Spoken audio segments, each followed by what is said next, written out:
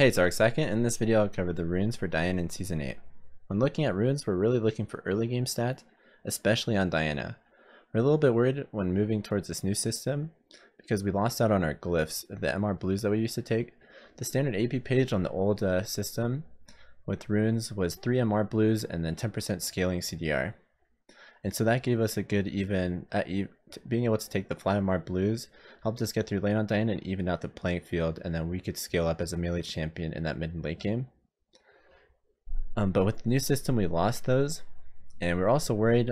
The first tree we looked at with Diana was Domination with Electrocute because of replacing Thunderlords, which was the best keystone for Diana in the past seasons. So we started out looking at this tree, but there were some problems with this tree. And we can actually look at it right off the start because it's hunt and eliminate prey. With Diana, we're actually not hunting too much. She isn't a mobile champion. She doesn't have too much, she moves through lane and she stays far away from the jungle. It's not safe for her to go through river, go through jungle. So she's normally hugging the side walls of the lanes or staying, that's why mid lane's also the best lane. She's close to tower and she wants to stay more in that within that field. Also when she has a tower close by that she can pressure and also use to play more aggressively and get her passive off of is good. But she's not actually doing too much hunting. She has good burst, but the targets are more are chosen by who's designated to her lane rather than her hunting her targets. So that was our first issue. The other issue when we start with this tree, so we take Electrocute, which is harder to proc now, but the damage is really strong, but it's on a lower cooldown.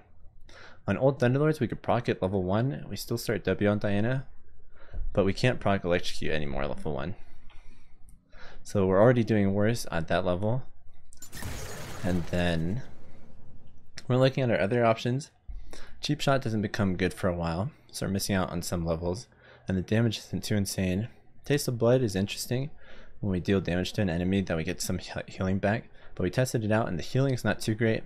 This one is really appealing, the amount of pen we get on Diana, but we don't get to use this until level 6, so all of these are kind of slow. This one we get to use right away, but the healing isn't that great. Yeah, we're only getting around that 20 early, that 20 health. So, but this one would be the most appealing, the sudden impact. Then we messed with these ones. Zombie Ward looked really good at first, and I still think it's really strong. We messed with the Poro was a lot better than we thought it was going to be. It was really fun to use. I think does have place. We can place it level 1. We can get vision on both sides with Diana. You can place it in side bush or island bush on one side and your ward on the other side. So it's actually pretty good. Still think Zombie Ward's probably better. Excuse me. And then Eyeball Collection is really slow though. This one is too slow for Diana and too slow I think in general as a rune. So we're looking at these two, and I still think probably Zombie Ward's better, but you can't. Poro is also a fine option. And then, but none of these are still giving her that good of trading stats in lane. None of these are really giving her anything early. This is really hard to proc. We can't proc until later on, probably level 2. It may be in some fights, but it probably won't be a good fight for us level 1. This one doesn't help us until really level 3 mostly, when the jungler is getting their first gank, unless it's their level 2 gank, but that one you can already prevent with your trinket ward. And then sudden impact, unless you're going for like an E flash, isn't giving you that much extra either. So all of these are really slow, really weak in lane. And then same thing with Ravenous Hunter. All of these are kind of slow. These that stack up, but Ravenous Hunter is the best one out of these options, I believe. And this healing will come in handy later, but at first we're dealing mostly AoE damage and throughout the game. So it's really hard to lane with this, but a tree like this is actually really good on jungle, so I'll comment on that really quickly. Like this is still a really good tree on jungle. The cooldown electrocutes down, but that matters, or up I mean, but for jungle that's less important since it'll be up almost for every gank that you're going for and you're just looking for that one kill. And then so this page, and then sudden impact, most junglers have that gap closer, so you're getting immediate impact from this. The extra vision for jungle makes a lot of sense too, and then you can get these. It's a lot easier to actually get it, or you can stack with these takedowns, and then the healing is good. I'll go really quickly into what I think is best.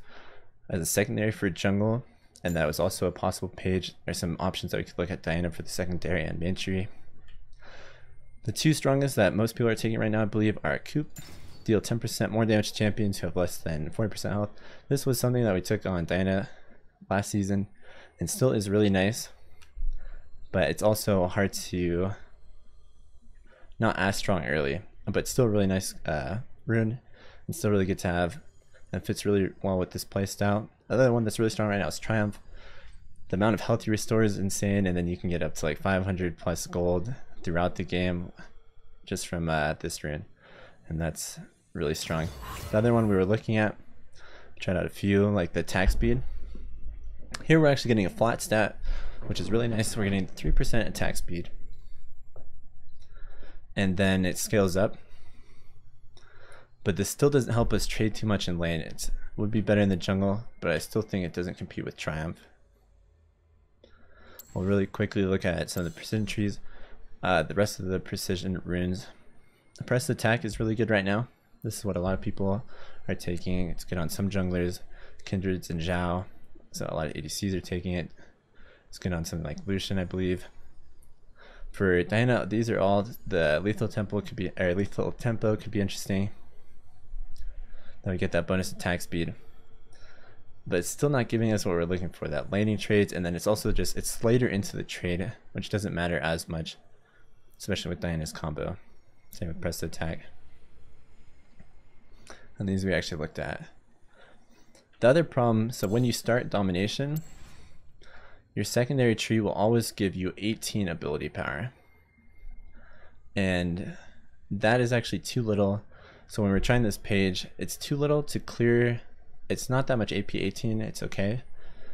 It's not allowed enough to let your Q clear the back wave, the range creeps at level 5 with 2 Qs. To make up for that, we're looking at some other mastery points, so we're looking at the sorcery tree. The one way we could do that, and this point is really good on Diana, because we are actually above 7% health fairly often, as we'll see later. But the stats on this are really good. So absolute focus, because at level 5, at level 6 I believe it's 15, I think at level 5 it's 13. But if you're above 70% health, you cast 1 Q with above 70% health, you'll be able to clear the range creeps 5 through 7 with 2 Qs, which is really important on Diana. Otherwise what will happen is you have to step up to get a range of one of your Ws to hit, and it's just a lot weaker for Diana. She really needs to be able to clear with 2 Qs. So we're taking this point, and then we'll look at some of these other ones. Ultimate Hat is nice, but another mastery or rune that doesn't give us anything until level 6. Mana flow band is okay. Then his mana issues early actually are pretty good, and then late game we compensate with Roa. So this one is okay. I think it's okay on some champions. The one we're actually really liking is Nullifying Orb. Here we get something that really helps us in lane. And I think all defensive stats, with how they've set up the rune pages, I think defensive stats are worth a lot more than before. The little bit of increases, especially just how the numbers work, a little bit of MR is worth a lot more early than past like 200. So those early points of MR, here we're not getting MR, but we're getting a shield. And so something like this can actually trade for a flash or something if they miscalculate, because they'll mess up a lot of the calculations that you're making with trading or trying to execute someone. And it gives us that extra safety, which is what we're looking for on Diana. So we get a safety net right off the bat on Diana. All these other ones are too slow, and then it's also just good throughout the game. I was a little bit worried with the 60-second cooldown, but it's not being procced that often, so that's fine. And the shield's not huge, but it will make a difference, and it does change the flow of the lane. So these two are really good. And so that was the page that we're taking as our secondary once we were finishing out. I should talk about these other two. Predator has a really long cooldown, and it's also not quite for Diana. We're not really chasing after targets like that, because it's 3 minutes to 2 minutes. That's a really long cooldown. So Predator is okay, but I don't think is actually that strong. Dark Harvest we tried out. Dark Harvest is really slow, and the damage only procs on the autos, I believe. Yeah, I'm pretty sure. And then which fits with Diana. We do have that on hit with the Nara combo, but it's still, the damage isn't that high. It's hard to build up stacks. So Electrocute is the best option here. So this is like one of the first pages we tried with the heal, but the heal wasn't that much. This is the one that we were liking.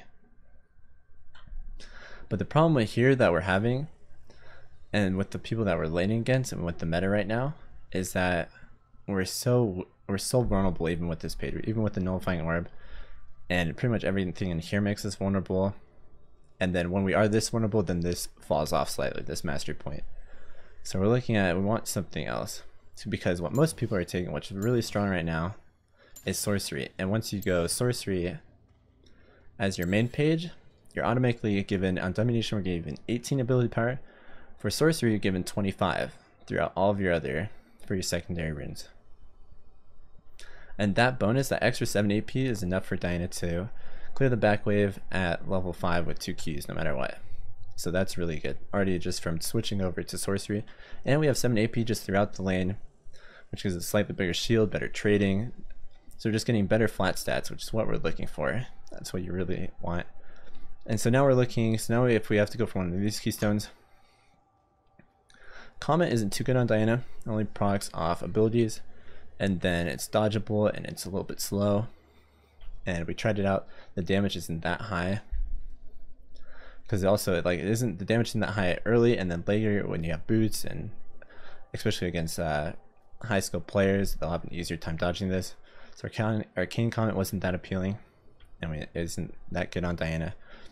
I think there's a good chance they buff it though, and then maybe we'll have to take it just because it'll be the best one, but it really shouldn't be the best mastery or rune for Diana. Phase Rush is kind of interesting. It's also harder to proc, so we're not really getting a benefit. And then it doesn't really give us better trading. It makes us a little bit safer to ganks.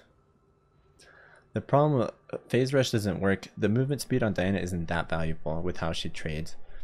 Being able to get out slightly out of a fight doesn't give her that much.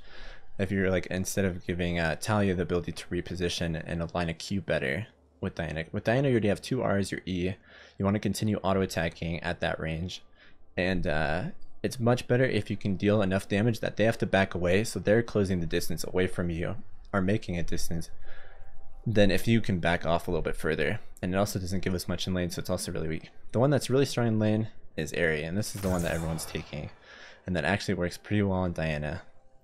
The damage we tested out, you can get close, you can get, like, if you're having a good game, I'm pretty sure you can get close to 1,000 damage dealt by 10 minutes. And that's really the window that we're looking for runes. And this actually gives us enough damage and trading to really help us in lane and give us an advantage and fight back against the other users who are taking this. And procs off our auto attacks and our abilities.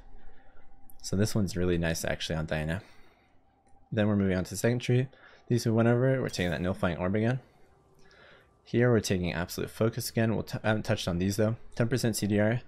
CDR is a really cheap stat. It's still a really strong stat. It's undervalued, but you don't get into level 10. 10 is really late. And then celerity, the movement speed, we kind of already mentioned, the movement speed isn't really the stat we're looking for. And then this one, yeah, level 6, 15 AP, that was your old Quince back on the old system. And then it scales up below that, or beyond that. And with Diana, we're often above that 70% health that mark. We're going in for a combo. We'll at least open with our first initial burst. We'll have the bigger shield up front, and I think it's really strong. For the last one, we have Scorch. So this one just also applies right away. We're getting immediate damage, 20-second cooldown, not too bad. And this one gives you, so this one's really good in lane. You get to use it right off the bat. And then on top of your airy damage, when you're hitting ability, it combos really well. You're really strong in lane. And so this is what you would be, the problem, so if we're also looking, so this is what a lot of people, some people might be switching these up, like taking Ultimate Hat or this. But a lot of the mages that we're going to be playing against mid right now would be taking this. And before, with the other page, wouldn't have any more. And if we're taking some damage here, plus auto attacks, and we're at that base MR level with Diana, it is really hard to lane. But here we can actually trade back. We match them, we take the nullifying orb, and we benefit from the absolute focus. So this page is really strong. We'll go over the others though. This one, water walking, is pretty good, but we already mentioned how Diana doesn't belong in river, so we only gain it, so it's not the best rune for her. It is good though. I do like this one.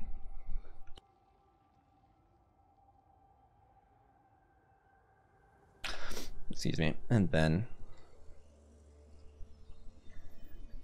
Yeah, so this one isn't as good. Gathering Storm is interesting. AP is really good on Diana, so AP is always appealing.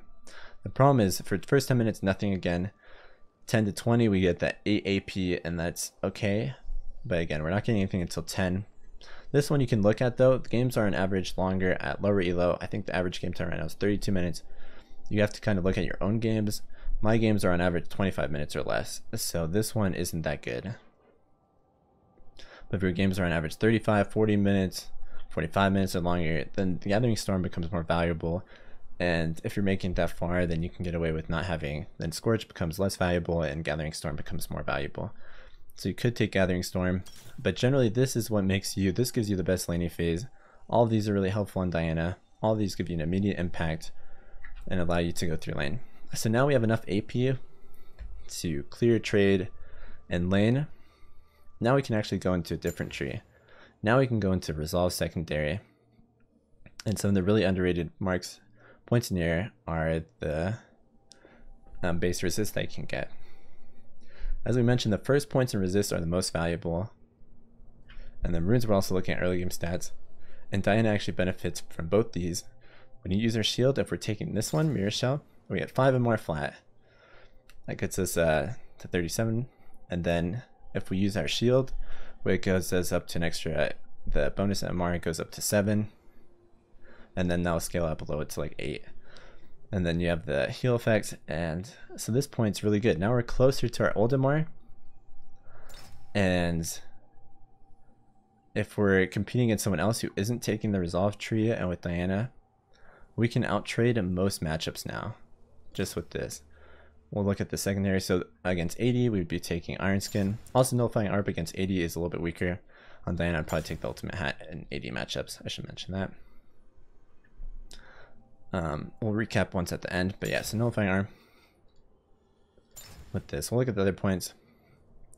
So kind of slow after using a Summoner spell. Oh, so Demolish. Diana already, the trick with Diana, the important part is getting to a tower, being able to get strong enough to make it to a tower. So we don't need the bonus damage. We need to be able to get to a tower to push someone out of lane, which is what these allow you to do. So we don't need to Demolish. Don't impair the enemy movement speed too often. These two really strong. This one, Conditioning, is good, but it's also too slow. 10 minutes. So these are a lot more valuable, especially with benefit from the bonus. And then the bonus resist, we don't have too many of those, but yeah, it's still nice. So we're really looking at, we're taking one of these two. In AP matchups, we take the MR, and then AD matchup, we take the armor. For the bot row, the overgrowth actually is, I think, better in lane, but not super efficient. This one for healed and shield is okay. The shield's only 5% stronger though. So it's yeah, this one's more of a supportive one. It's not that good. And then Second Wind is really good. Second Wind, we're getting, the amount of healing we're getting is much greater. From Second Wind we can get up to like 1,000 I think by 10 minutes more than Taste of Blood. So this mastery, now we have some defensive options and we have strong trading that allow us to get our items and then hit those breakpoint items spikes on Diana that we really want. We're still building the same with Row and Nashers. One thing that we are changing, so there is the inspiration tree and biscuits are pretty efficient. Looking into that. The other points aren't that good though for Diana. The basic defensive stats are better in Resolve. So we're not taking biscuits anymore, and so what we're doing is we're always buying a refillable potion. And if you're buying refillable potion, then Dark Seal refillable potion becomes really good. Diana isn't a high KDA champion, so Dark Seal refillable generally isn't that good. The health from Dorans and the passives really good on her, but since we're building refillable potion and with these defensive stats and trading, we can actually get fairly good KDAs with this rune page. And even without it, even if you're sitting at 0, Dark Steel is still really good. And at some points you get the bonuses, and then you can go straight into Roa, and you get that a little bit quicker. So that's one thing we're playing with right now. But Doran's ring start is still good, but Dark Seal refillable potion is a more viable option now. And so this is the page we actually just discovered yesterday when we were taking it. Just the, yeah, you get the extra bonus AP is really important, just 7 base stats. This is actually really easy to proc. We can proc it throughout the lane. It does a ton of damage. And Nilfying Orb can get you can trade really well and gives you stats right away, helps you get through lane. Absolute Focus we benefit from, and Scorch we benefit from. Scorch, if you also look at damage, is really good. But you have to, yeah, you have to decide for yourself if you do want Gathering Storm based on your game length, and that one will change a little bit. They had a lot more scaling runes, and I think those can be really deceiving. You really want early game stats, especially on Diana. So here, getting these stats, these really allow us to trade. We can still push, and we can come out ahead of lanes like this. Against, so this is our main page against AP matchups. It's 80 matchups. We'll take the hat right now, which, yeah. And I think that just about covers it. Please let me know if this was helpful, and thank you so much for watching.